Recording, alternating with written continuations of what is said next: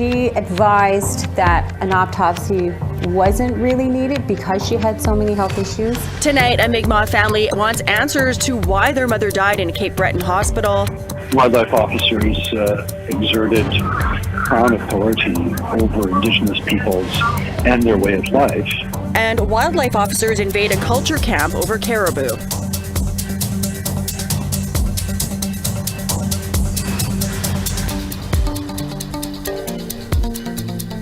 Good evening, glad you could join us. Saskatchewan's chief coroner says 2 public inquests will be held to examine the mass murder that took place in James Smith Cree Nation and a nearby town back on September 4th. Chief Coroner Clay Wayhill says that one inquest is going to look at the stabbings that left 11 people dead, and the other will look into the death of suspect Miles Sanderson, who RCMP say went into medical distress shortly after he was taken into custody. Wayhill also said preliminary autopsy results show that Sanderson did not die from blunt force trauma. Well, a Mi'kmaq family is outraged and looking for answers nearly 2 years after their mother died at the Cape Breton Regional Hospital. Here's Angel Moore with part 1 of a 2-part exclusive story examining her death. I thought she had the care that she needed, and we left her that evening. So I was really in shock. That's how Lynn Francis felt when her mother, Bridget Ann Denny, unexpectedly died. She spoke the Mi'kmaq language and was a mother of 5 and had 15 grandchildren. The active member of the Eskazoni First Nation unexpectedly died on January 20th, 2021 at the Cape Breton Regional Hospital. Denny was admitted the night before for pain and complications due to diabetes. Mary I. Jo Francis, Denny's daughter-in-law, says she died the next morning. The doctor on shift said an autopsy wasn't necessary. She advised that an autopsy wasn't really needed because she had so many health issues, but really we didn't know how she died. Her body was cremated, and days before the funeral, the family found out from another patient that Denny had fallen in the middle of the night. And that we learned that she had fell the night before. That was not brought up when we had that conversation with the doctor and the nurses. We were there for hours after she had passed away. The whole family was there. Jo Francis obtained Denny's medical chart, filed a complaint with the College of Physicians and Surgeons of Nova Scotia. But if we had known she had fallen, that all this stuff was wrong with her the night before, we would have wanted an autopsy. The medical examiner wasn't even made aware of her death because it was just kind of like brushed off. Jo Francis met with hospital staff for answers with no success. I would say it was heated, actually. It was a lot of back and forth, but a lot of anger and frustration from us. We wanted answers and we didn't get any. We left there even more angry than we were that day because they had nothing. They had nothing. The incident sparked an investigation under the Protection for Persons in Care Act. The report concluded the facility failed to provide adequate care based on lack of documentation in response to the patient's unwitnessed fall, including failing to document the affected patient's post-fall vitals and post-fall assessments firsthand. Staff inaccurately completed the affected patient's admission fall risk assessment and hourly checks. No documented evidence that post-fall neurovitals and a SIMS report were completed. And it is beyond the scope of this investigation to determine if this contributed to the patient's death. Associate Professor Lynette Reid, Bioethics at Dalhousie University, cannot comment directly on Denny's case, says inadequate care is unethical. But when unsafe care is being delivered, then a line is being crossed. According to the report, even the staff were shocked by her death, saying, all staff reported they were surprised and shocked by the death of the affected patient. One staff reported the death was unexpected. And that means certain protocols had to be followed, but the hospital would not provide their policy when asked. And the medical examiner should have been notified, but the hospital didn't. I was disgusted with the report. Can't believe that they're actually treating patients like that, especially when you're native. They'll brush you off. The report says Denny's fall risk assessment was inaccurate, as evidenced by the incorrect scoring for 2 identified risks, that is, IV and history of falls. It did not include the date, time, and signature of the person who completed the assessment. This inaccurate assessment resulted in the affected patient being identified as low risk for falls, and therefore the additional high risk for falls interventions were not considered. But was Denny's death the result of discrimination? Her family is looking for answers, and I'll bring you more of this story in part 2 on APTN National News. We want to hear what you think about that story or any of the stories that we bring you or should be bringing you. Here's how you can reach us. Send your emails to news@aptn.ca. You can leave a comment on aptnnews.ca. You can also, of course, find us on Facebook, Twitter, Instagram, YouTube, and TikTok. Follow APTN News and join the conversation and see all of our latest stories. The clock is ticking down ahead of the Quebec provincial election, but the list of Indigenous issues is sure growing. In an attempt to bypass restrictions of traditional pre-election debates, the Assembly of First Nations Quebec-Labrador region held their own Indigenous-specific debate, and our Lindsay Richardson was there. With under 2 weeks to go before Election Day and too little focus on Indigenous issues, the AFNQL wanted a specific debate, and on Tuesday, they got it. It is important that these parties commit themselves to making sure that as of October 4th of this year, that the issues find their place in the political arena. François Legault's coalition Avenir Quebec is leading in pre-election polls, but Legault recently apologized for claiming racism in healthcare had been fixed, and official opposition critics took note. It has been tiresome over the last 4 years to often have to listen to the Premier excuse himself yet again for saying things that were hurtful. We have to restore a tone where we are respectful to one another. Batting for the CAQ during Tuesday's debate was Indigenous Affairs Minister Yann Lafrenière. Ce soir, je vous présente un bilan qui n'est pas parfait, c'est clair. J'ai hâte d'entendre les commentaires des collègues. Cependant, je n'accepterai pas qu'on me dise qu'on n'a rien fait, parce qu'on a fait plusieurs choses, mais on peut encore s'améliorer. The party's opening statements all expressed common desire for nation-to-nation partnerships and common stances on First Nations housing, Indigenous policing as an essential service, and the need for a provincial commission on Indigenous issues. But the public had the opportunity to submit questions for the debate. Their focus. Many people are asking if you intend to respond to the request of all of our nations for the recognition of systemic racism. It's a hard yes from the Liberal Party. There is systemic racism in Quebec. The list of examples is long. But the CAQ draws a hard line in the sand. On est dans l'action, on a fait des belles avancées. But Quebec Solidaire sees it differently. Oui, il y a de la formation qui a été faite, mais ce n'est pas une formation de 3 heures qu'on va changer les affaires. C'est qu'il faut changer les paradigmes.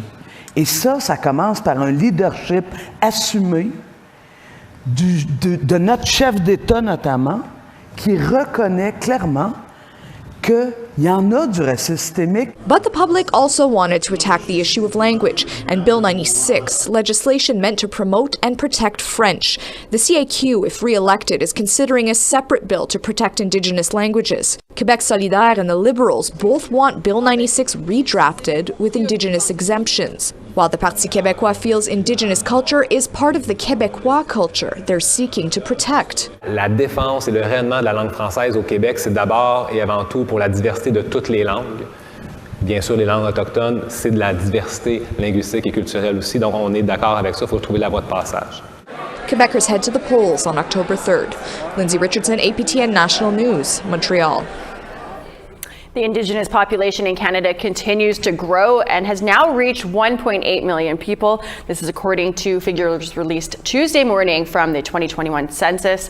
And for the first time in the census population enumeration, the First Nations population has topped 1 million people. APTN's Fraser Needham has more. The Indigenous population in Canada grew by 9.7% between 2016 and 2021. According to Statistics Canada, This outstrips the non-Indigenous population, which grew by 5.3%. However, this number is lower than 2016 growth, which was almost 19%. Christopher Penny is with Stats Canada. We see differences when it comes to Inuit, Métis, and First Nations, and we see differences at the regional level as well. So we see Métis growth has slowed, and we see First Nations with registry status has slowed. Again, all still higher than the non-Indigenous population. He says the lower growth rate may be due to a number of factors. But we also see other growth from response mobility, and this is people that are answering the census differently in one year than they do in the past. And this can be due to a number of factors. There have been a number of court decisions or legislative changes that have changed the requirements or the eligibility for the Indian Act or for other agreements. There are the signatures of modern treaties or other modern agreements. Indigenous Services Canada Minister Patty Hajdu says she also doesn't know why the growth rate slowed, but she says the government sees an overall growing Indigenous population as a tremendous opportunity. That means that Indigenous people have amongst the youngest population that they are serving in their own communities. It means that there's an opportunity to invest in young people so they reach their full potential. It means that we have a growing population within Canada that is actually the envy of the G7. The Stats Canada numbers also show a rapidly rising Indigenous population in urban centres. This includes a major growth of Inuit population living outside Inuit Nunavut at almost 24%. Hajdu says this shows the importance of the government working with partners like Indigenous Friendship Centres to provide services. That are looking at things like how to access higher education, how to manage the bureaucracy of living in an urban setting, how to fill out important forms for the federal government, like tax forms that allow them to collect Canada Child benefits.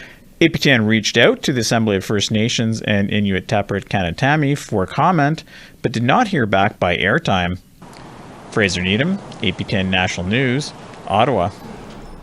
The 500-person Dene community of Fort Good Hope in the Northwest Territories is in mourning. RCMP say that 3 people were stabbed in the community last night, leaving 1 dead and 2 others injured. RCMP have identified a suspect in the stabbings and are looking for a 24-year-old Thaddeus McNeely. The 2 injured victims were medevaced to Yellowknife. The extent of their injuries is not known at this time. Police are asking community members to stay vigilant as officers continue to search for the suspect. We need to take a quick break, but still ahead, a raid at a cultural camp has some demanding an apology from the Northwest Territory government. We'll tell you about that when we come back.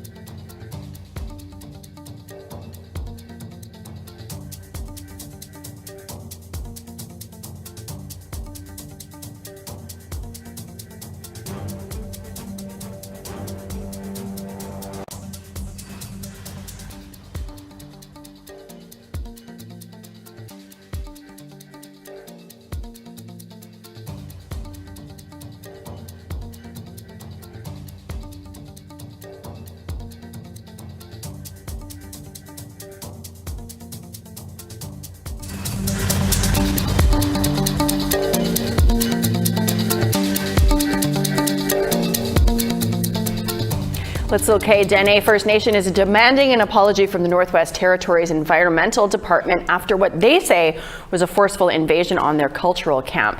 Back on September 13th, wildlife officers helicoptered to the camp to investigate illegal caribou harvesting within a no-hunting zone that encompasses that fragile Bathurst caribou herd. So conservation officers had a search warrant after the discovery of 10 carcasses some 150 kilometers north of the camp. Witnesses say they searched family tents and freezers for upwards of 4 hours and took samples of meat that they found. This video shot by camp participants has been circulating on social media. They're calling the raid triggering and traumatic for children and elders. Larry Innes, the lawyer for the Let's Okay Dene First Nation, says the First Nation intends to challenge the validity of the warrant. It could have just as easily been a scene from 1922.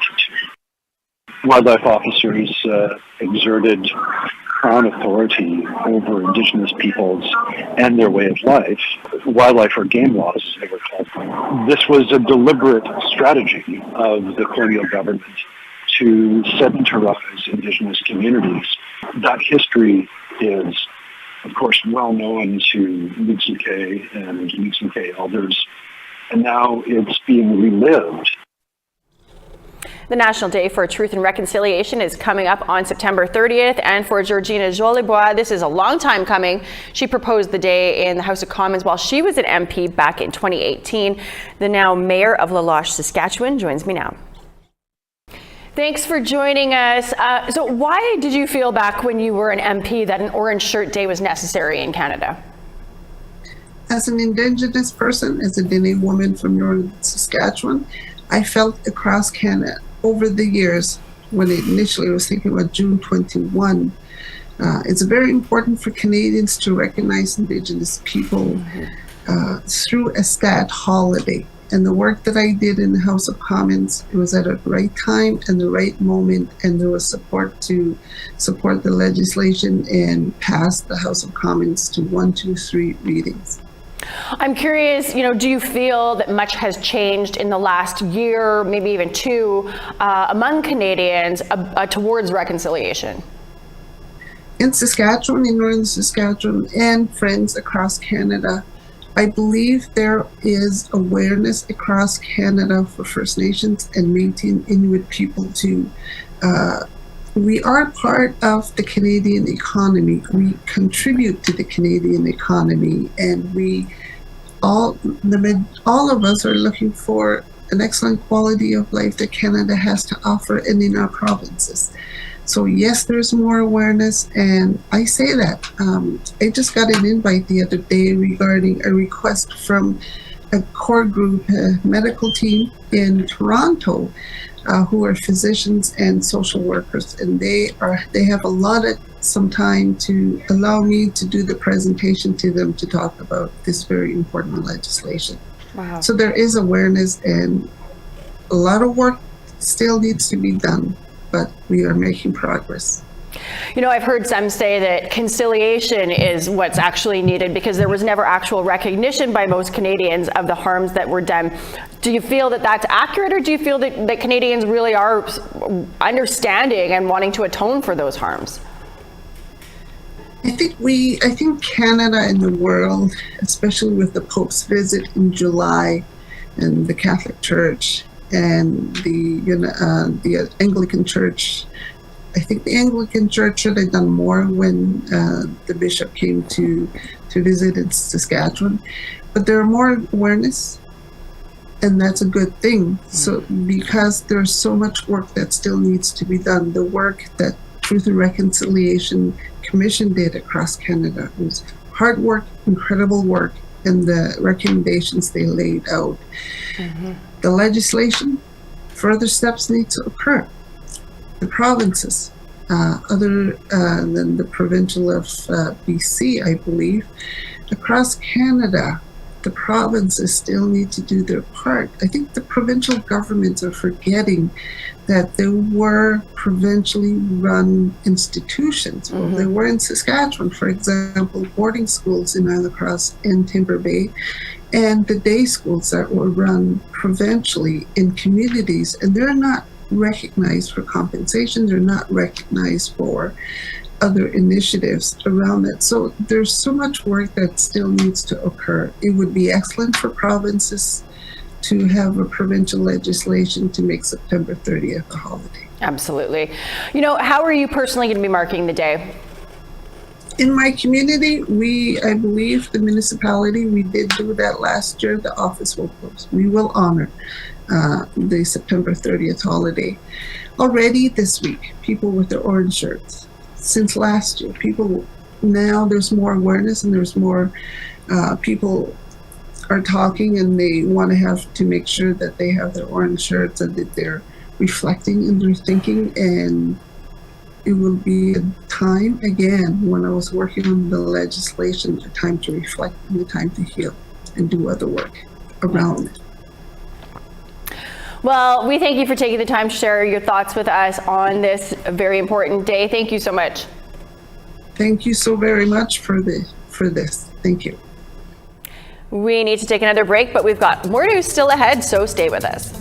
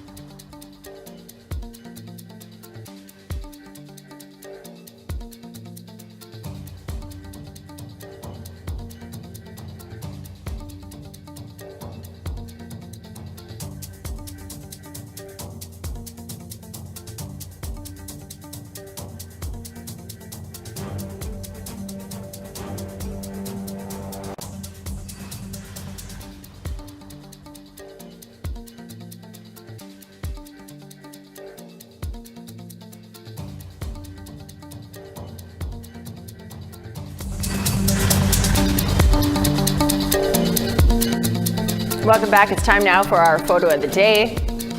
Trudy B. Jacobs sent this great photo in. It's the early morning in Sioux Lookout, Ontario, as the fog rests across the calm waters of an early morning. Great photo, Trudy. Thank you so much for sharing it with us.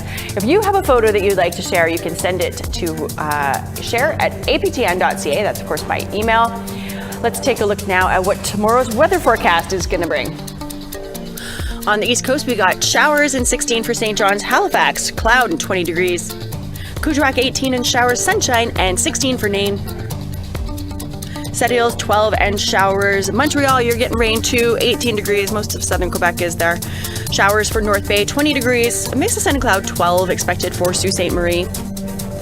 Sioux Lookout, 14 and sunny skies. Kapuskasing, 7 and showers. Puckatawagan, 18 and sunny. Norway House, 16 and sunshine. 17 and sunny for Winnipeg and most of southern Manitoba, it looks like. 15 in showers for Swift Current, 20 for North Battleford and Saskatoon, 18 for L'Orange, Meadow Lake, and Stony Rapids, sunshine. 20 in Sunny for High Level, 22 in sunshine for Grand Prairie. 23 in sunny for Edmonton, 13 in showers for Medicine Hat. 23 in sunny for Kamloops, sunshine for Quesnel, 19 degrees expected there. 20 in sunshine for Fort Nelson, 16 in showers for Smithers. Whitehorse, 12 and sunny skies. Old Crow, mix of sun and cloud, 5 degrees. 22 for Fort Simpson, 16 in sunshine for Yellowknife. Inuvik, you might be getting some flurries, 8 degrees, Tuktoyaktuk, snow and 2. 0 for New Yacht with flurries expected there. Arviat, mix of sun and cloud, 13. Kenite, 0 with a mix of sun and cloud. Clyde River, snow and 1 degree.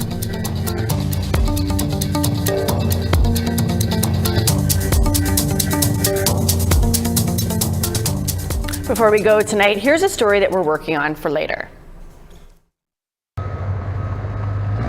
I'm Chris Stewart, and I'll be bringing you this story soon. The Sampson Cree Nation in Alberta has a serious crime problem. After 2 recent deaths, residents are saying enough is enough.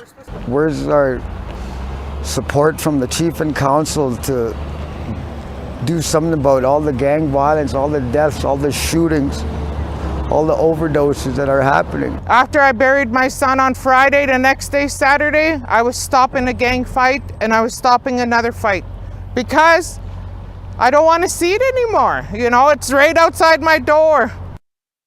This 3-part series coming soon on the APTN National News. Looking forward to that one. Well, that is a wrap on your midweek news. We are always thankful that you choose to tune in and watch. If you've missed any news recently, you can always head to our website, aptnnews.ca. Go catch up there on all your Indigenous news from across the country. I'm Melissa Ridgen. Have a great night. We'll see you back here tomorrow.